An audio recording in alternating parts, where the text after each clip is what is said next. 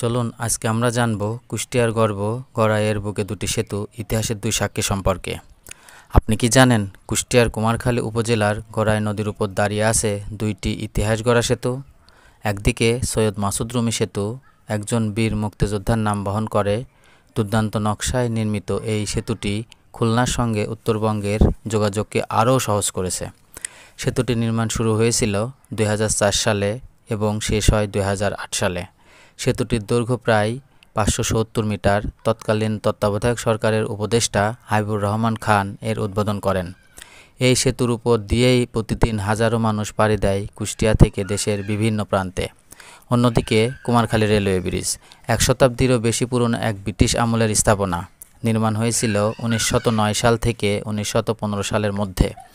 আজও এই ব্রিজ ধরে ছুটে চলে ট্রেন, বয়ে আনে নতুন গল্প, নতুন যাত্রা। একসঙ্গে এই দুই সেতু শুধু পথই নয়, বইছে ইতিহাস, সংস্কৃতি আর প্রগতির ধারা। এই সেতুগুলো দেখলে বোঝা যায় কুমারখালী শুধু একটি উপজেলা নয়, এটি সময়ের এক সাহসী সাক্ষী। গর্ব করেন তো আপনি কুষ্টিয়াকে নিয়ে? কমেন্টে জানিয়ে দিন।